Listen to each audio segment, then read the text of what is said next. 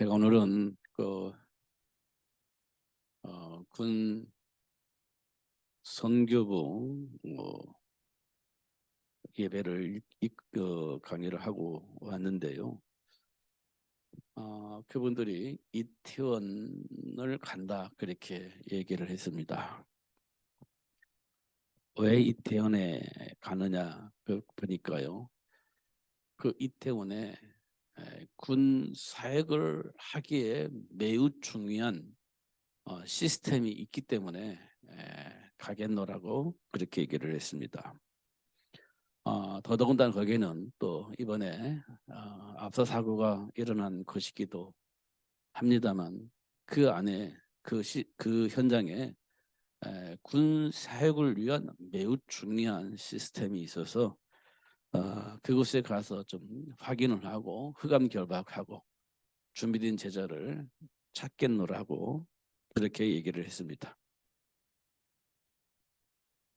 문제가 있는 곳에 분명한 하나님의 계획이 있습니다.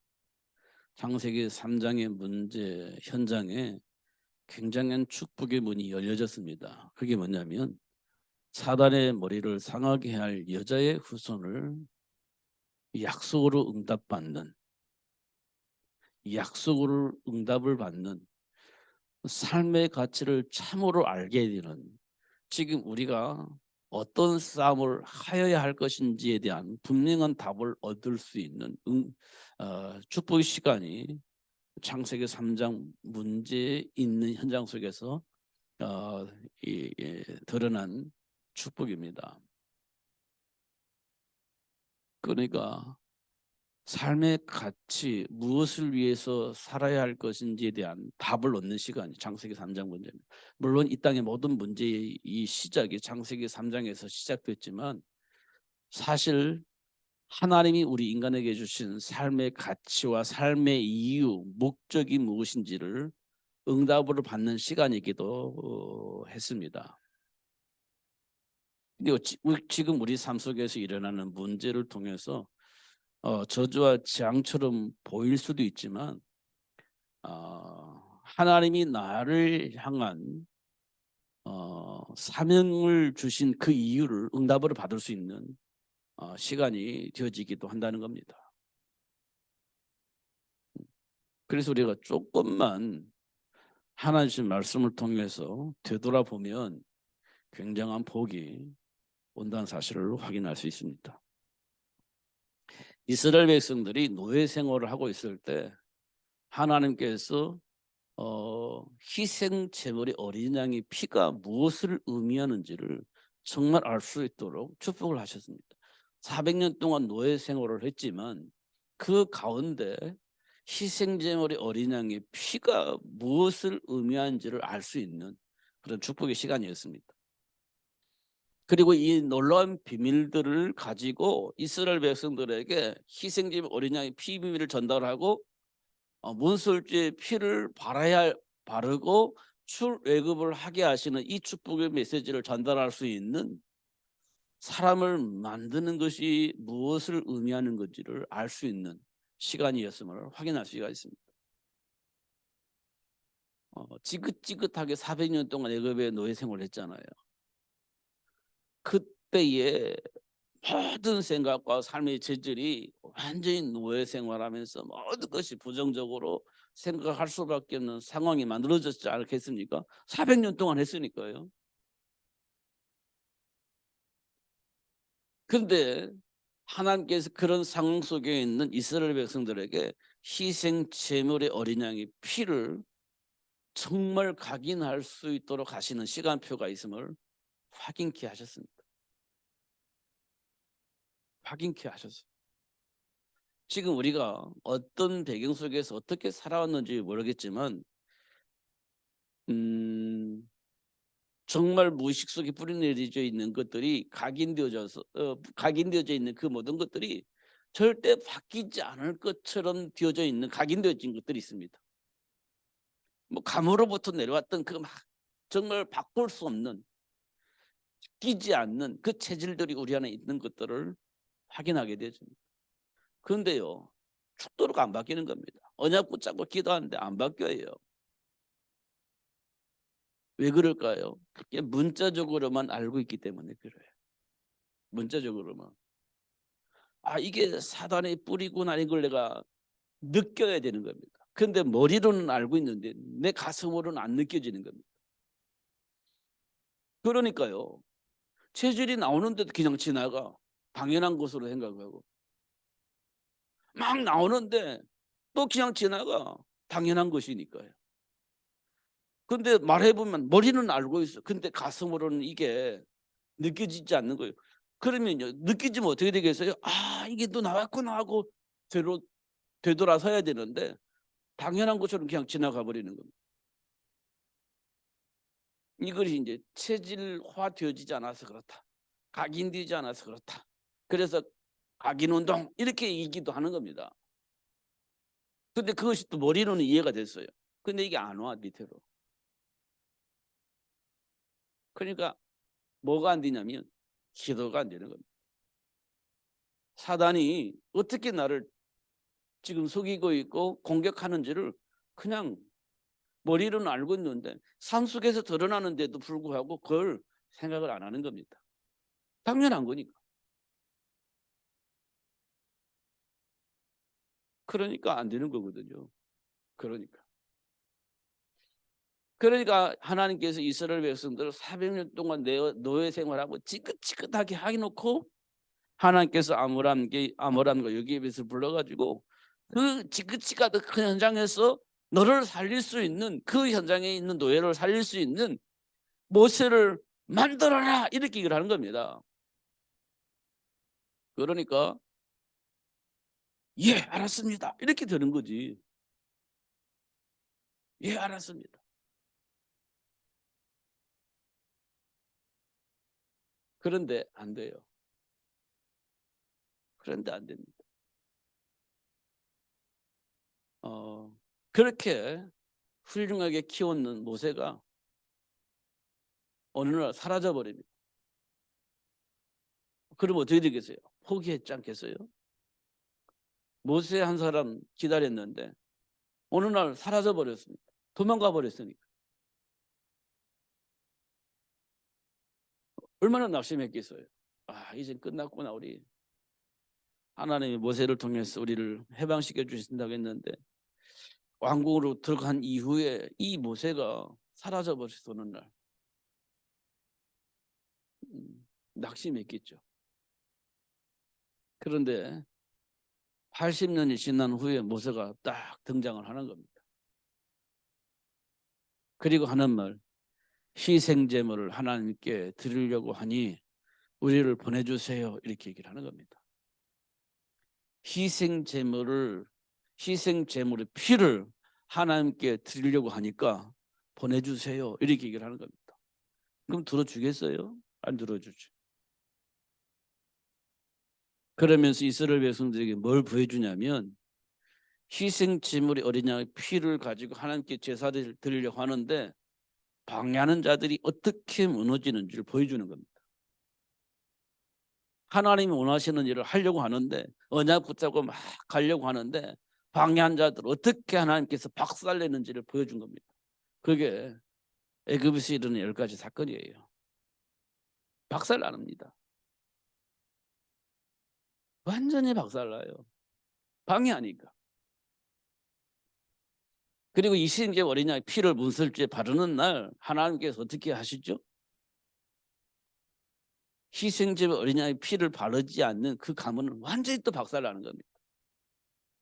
희생제 어린 양의 피를 안 바르는 박살나는 거예요. 다 박살나는 겁니다. 그런데 희생제 어린 양의 피를 바른 지분은요, 전혀 문제가 없는 겁니다. 그러면서 이스라엘 백성들에게 희생 제물의 어린 양의 피 비밀을 각인시킵니다. 그 다음에 어떻게 해요? 출애굽이 되어지도록 역사를 하십니다. 출애굽이 되어지도록. 그거면 다 끝난 줄 알았어요. 근데 현장에 나가, 삶의 현장에 보니까 호기만 나고, 삶의 현장에 가니까 또 막 사막에서 물이 없는 사막 만나고, 또 현장에 나가 보니까 먹을 것이 없는 사막도 만나고, 또 가니까 지도자가 있어 좋았는데 어느 날 갑자기 지도자가 없어져 버리고, 뭐 현장에 나가 보니까 이렇게 막 혼란스러운 일들이 일어나는 겁니다. 그러면서 뭘 각인시키냐? 하나님과 함께하는 삶의 비밀. 우리 인생의 참 가치는 하나님을 배경으로 알고 누리는 겁니다. 그걸 각인시켜 주는 겁니다. 홍해반도 만났을 때도 하나님이 그 문제 해결해 주고, 하나님의 배경 속에 있는 이스라엘 백성들에게 알려주는 거죠. 물이 없는 사막을 만났을 때도 막 갈등하고 있을 때 하나님이 그들과 함께 하신다는 사실을 알려주시기 위해서 물도 주시고, 먹을 것이 없을 때 만나 메추락을 보내줘가지고 하나님이 지금 너희들과 함께 계신다는 사실을 또 알려주는 겁니다. 계속 각인시켜주는 겁니다. 너 인생의 참 가치는 하나님과 함께하는 삶이라는 것을 알려주시기 위해서 계속 각인 운동을 하는 겁니다.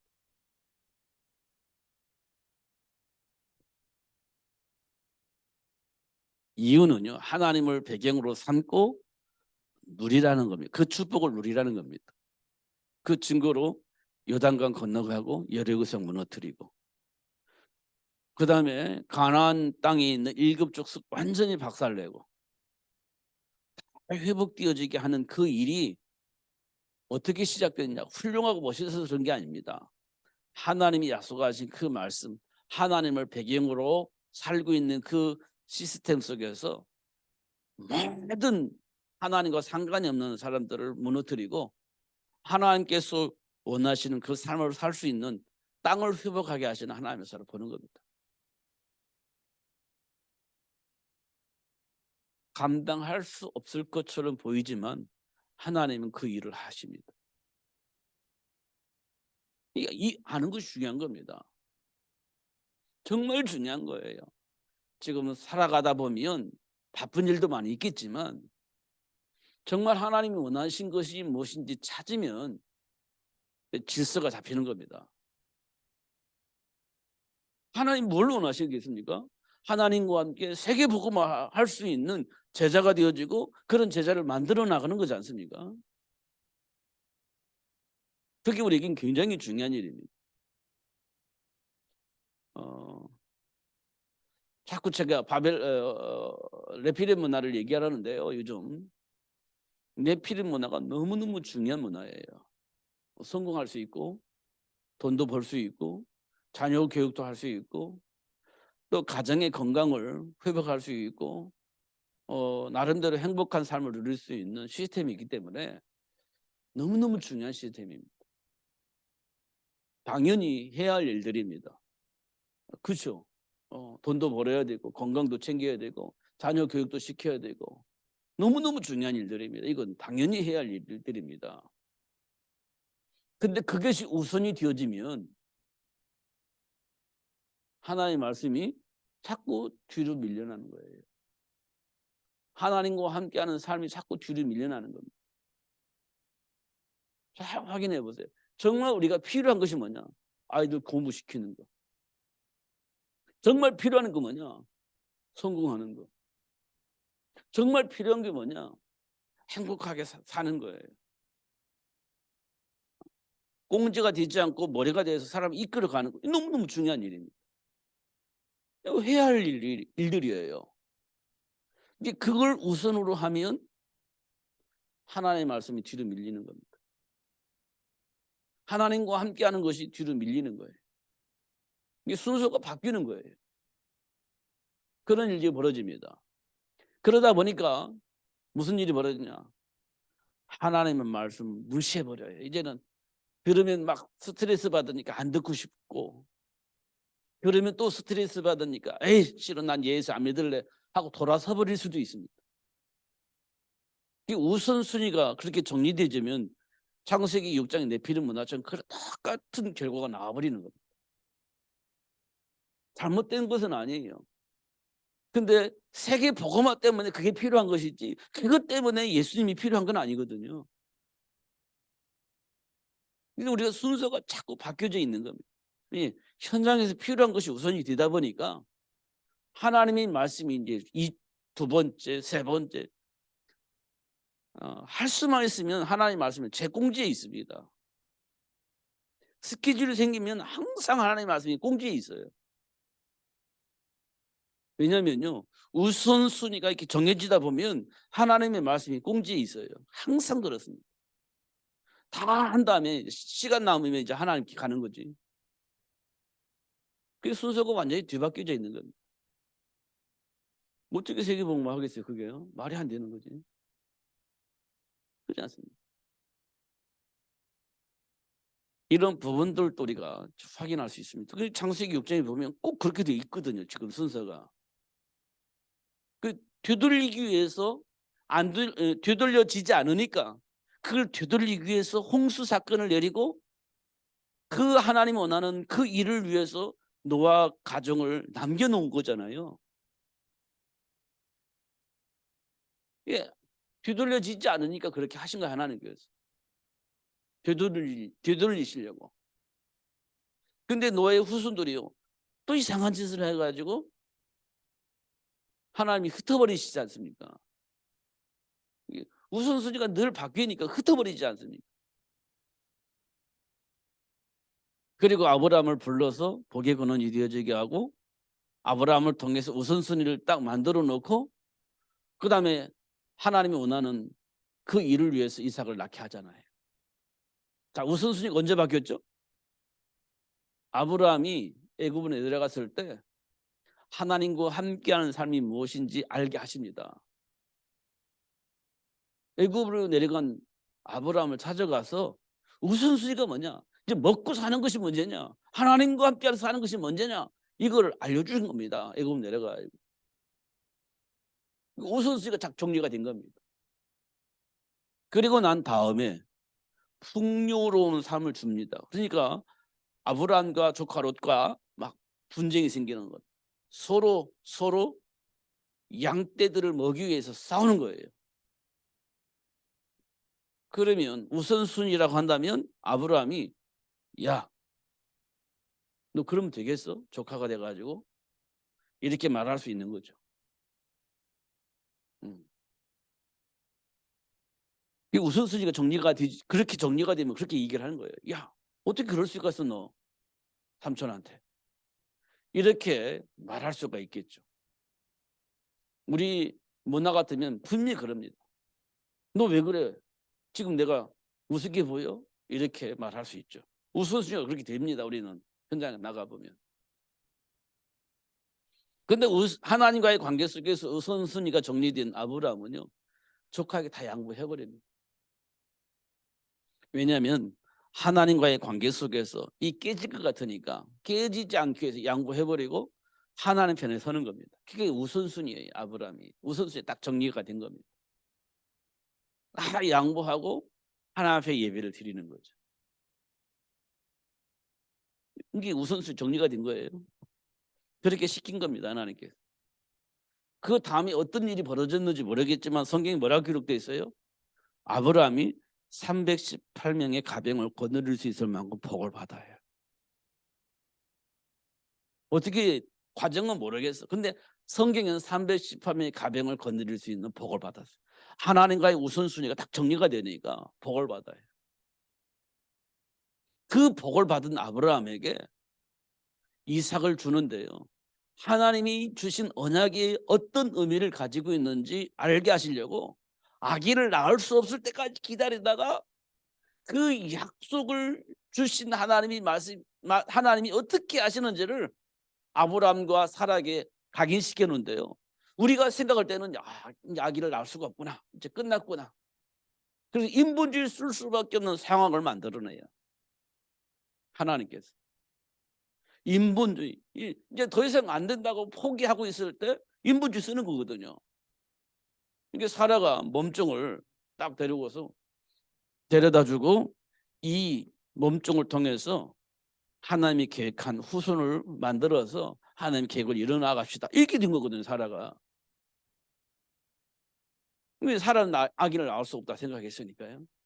그게 인본주의입니다.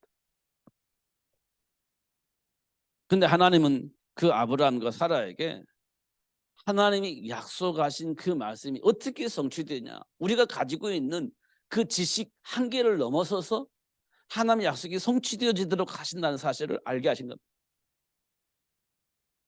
그걸 알게 하시려고 기다리신 겁니다.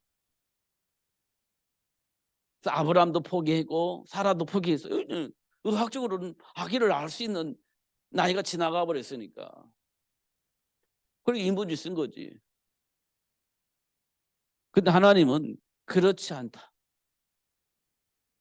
하나님이 약속하신 말씀은 반드시 성취된다. 그걸 아브라함에게 또 각인시켜주는 겁니다.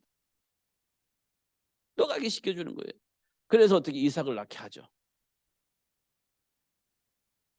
그 아브라함에게 하나님께서 어떻게 테스트를 하냐? 이삭을 번제물을 드리라는 거예요. 번제물을 드리라는 거예요. 근데 아브라함이 흔들리지 않고 번제물을 드려버립니다. 왜 그랬겠죠? 하나님이 약속하신 그 말씀 반드시 성취된다는 사실을 알았기 때문에 이삭을 통해서 세계 모든 사람을 살릴 수 있는 모래와 같은 후손들이 태어난다고 약속을 하셨기 때문에 그 약속을 지키실 하나님을 알기 때문에 그냥 번제물을 드려버리는 거예요. 그러니까 하나님께서 네가 나를 참으로 믿는구나 이렇게 얘기를 하죠. 네가 참으로 나를 믿는. 그러면서 복의 근원의 축복을 또 약속을 합니다. 이거는 굉장히 중요한 얘기입니다. 저는 수없이 들었던 내용인데 알고 보니까 이보다 더 중요한 일은 사실 없어요. 너무너무 중요한 일입니다. 생각을 하면 할수록 중요한 일이에요. 그러면서 베드로에게 내 어린 양을 먹이라. 내 어린 양을 먹이라. 그리스도를 모르면 내 어린 양을 어떻게 먹입니까? 어떻게 해야 됩니까? 훌륭하게 키우는 겁니까? 아니면 어떻게 키우는 것이 하나님 보시기 좋은 겁니까? 계속 질문을 하겠죠. 모르니까 질문하는 거예요. 근데 그리스도를 알면 질문할 일이 없어요. 왜냐면요. 그리스도를 알고 누릴 수 있도록 하면 되는 거니까. 그 뭐가 보이겠습니까? 그리스도 외에 다른 것을 하려는 욕망들이 우리에게 막 일어났잖아요. 그건 못하게 하는 겁니다. 그게 사단의 일이니까. 그걸 계속 차단하고 그리스도 안에 준비된 축복을 누릴 수 있도록 도와주는 겁니다. 뭐 복잡하지 않습니다. 근데 그걸 가지고 싸울 필요가 없어요. 사단 결박하고 하나님 준비한 축복을 누릴 수 있도록 전달해 주는 겁니다. 싸울 필요 없고 기분 나빠서 막 싸울 필요가 없어요. 정말 내가 가지고 있는 자면요. 여유를 가지고 누릴 수 있습니다. 가지고 있는 자니 여유를 가지고 누릴 수 있습니다. 그거 가지고 막 어떻게 될 것인가 막 망할 것 같아 가지고 두려워 가지고 막 발부둥 치면서 싸우는 것은 모른다는 겁니다. 정말은 모른다는 거예요. 알긴 아는데 모르는 거예요. 그러니까 불안하니까 막 잡아 가지고 이 복 받을 장소를 막 옮겨 놓으려고 하는 거예요. 맞는 것 같은데 내가 못 누리고 있는 겁니다. 여유가 없는 겁니다. 그렇게 지금 우리가 막 뭐 안다는 사람들은 꼭 그렇게 합니다. 불안하니까 어디 나가면 큰일 날 것 같으니까 못 나가게 딱 지키고 있는 거죠. 여유가 없는 겁니다. 그러면 상대방이 스트레스 받아요. 조금 전에 그랬잖아요. 사랑의 매는 알아요. 그러네 감정의 매도 알아요. 사랑의 매를 맞는 사람은요. 마음을 알으니까 안으로 들어와요. 그런데 감정의 매는요. 도망가 버립니다. 우리는 감정의 매를 때리면 도망가 버려요. 나를 미워한다고 생각하니까. 나를 싫어한다고 하니까 도망가 버리는 거예요. 사랑의 매는 나를 사랑하는구나. 그러면 자꾸 안으로 들어오는 거지. 이게 우리에게 굉장히 중요한 겁니다. 그잖아요. 지금 제가 어릴 때 제가 사실 죄송합니다만 제가 한약을 엄청 먹었습니다. 한약을 어릴 때 한약을 엄청 먹었어요. 대놓고 대놓고 지겨울 만큼 먹었습니다. 어. 저는 모르지 어릴 때 먹었으니까. 제가 어릴 때 한약을 엄청 먹었어요. 지금 돌이켜 보니까 제가 굉장히 약하게 태어났었던 것 같아요. 그리고 조그맣게 태어났나 봐. 조그맣게 약하게 태어났나 봐요. 그러니까 막 한약을 이렇게 먹여가지고 어떻든 잘 키워보려고 애를 쓰셨던 것 같아요. 저는 어릴 때니까 제가 초등학교를 들어가려고 갔어요. 그러니까 선생님이 그랬대요. 아, 여긴 너무 어리니까 애기니까 젖을 더 먹고 와야 되겠다고 밖으로 돌렸대요. 제가 초 1학년 때 가야 되는데 못 가는 거예요. 그러니까 지금 생각해 보니까 제가 조금만 했고 야리야리 이렇게 있었던 것 같아요. 그러니까 학교도 가야 되는데 나이 먹고 학교 가야 되는데 안 되겠다 너 학교 다음에 와라 이렇게 얘기를 할 만큼이니까 제가 야리야리하게 태어난 것 같아요. 그러니까 그걸 어떻게든지 가보려고 한약을 많이 주신 것 같아요. 제가 한약을 많이 먹었어요. 어, 지금 생각해 보니까 제가 굉장히 위험하게 태어난 것 같아요. 예. 지금 생각해 보니까 그래요.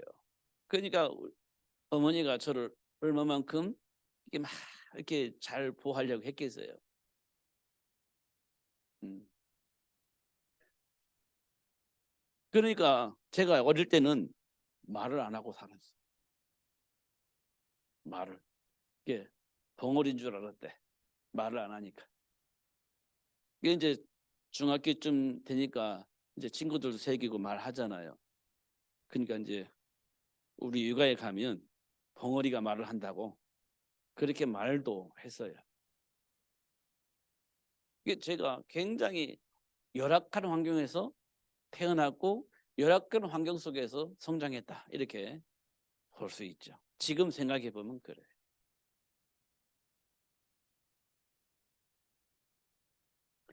그런데 하나님께서 지금 그런 나를 세워서 이렇게 이제 세계를 복음할 수 있는 복음을 증가할 수 있는 사람으로 세워 가신다 이런 생각을 제가 하고 있습니다.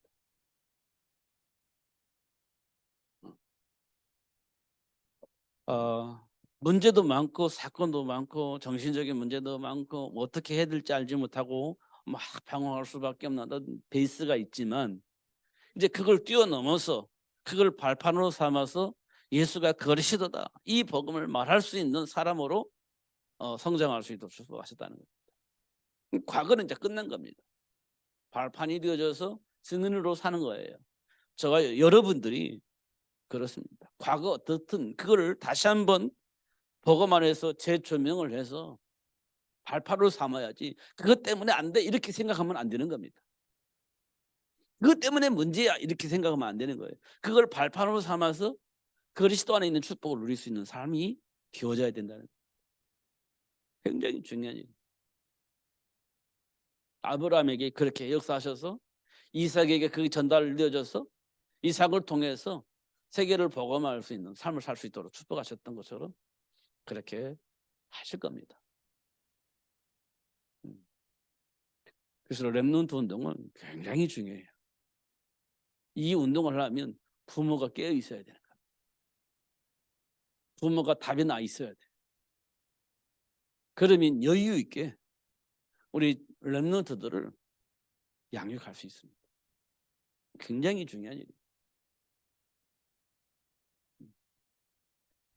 속지 마시고 환경에 속지 마시고 감정에 속지 마시고 인간관계에 속지 마시고 하나님의 배경을 누리면서 승리하시는 여러분들이 바랍니다. 결국은 예수가 그리스도라는 사실을 말할 수 있는 사람이 되어져야 되기 때문에 하나님이 그렇게 하실 겁니다. 땅 끝까지 이르러 증인이 되어지도록 하나님이 역사하실 것인데 그럴 많은 사람들을 불러서 세워서 그런 사람이 되어지게 하시는 겁니다. 저와 여러분이 분명히 그럴 겁니다. 과거에 여러 가지 문제와 배경이 있어서 힘들겠지만 그렇기 때문에 예수님이 오셨다. 그렇기 때문에 예수를 믿어야 된다. 이 말을 할 수 있는 사람으로 하나님 우리를 선택하시고 그렇게 하신다는 겁니다. 순서를 바꾸시면 안 돼요. 희생제물 어린 양의 피가 굉장히 중요합니다. 하나님과 동행하면서 세계 복음을 향해서 준비하는 것이 굉장히 중요한 겁니다. 이 우선순위가 하나님과의 관계 속에서 되어져야 돼요. 그러면 아브라함처럼 다윗처럼 요셉처럼 하나님이 약속한 축복을 누리면서 영향을 입히는 삶을 살 수 있습니다. 그렇게 하실 겁니다. 하나님께서. 그래야 사람들이 따라올 거 아니에요.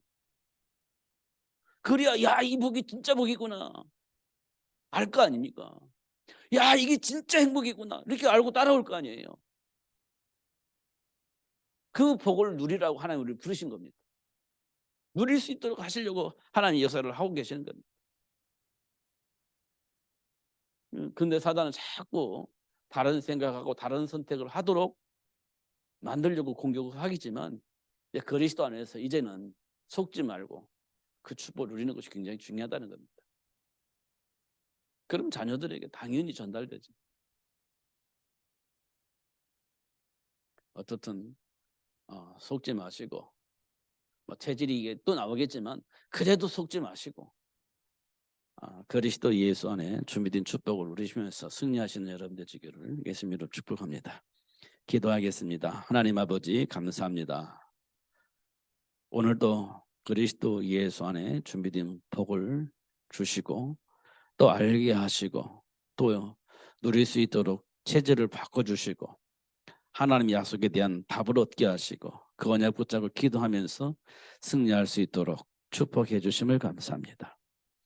놓치지 않고 누릴 수 있도록 훈련시키고 또 체질화시켜서 분명한 답을 알 수 있도록 그 문제의 원인도 알게 하시고 혈과 육의 싸움이 아닌 영적 싸움을 통해서 승리할 수 있도록 축복해 주심을 감사합니다. 하나님이 주신 축복을 붙잡고 세계를 복음하는 그 이유를 알고 목적을 두고 준비하며 기도하며 준비하며 도전하는 삶이 될 수 있도록 축복해 주옵소서. 예수 그리스도 이름으로 기도하옵나이다. 아멘.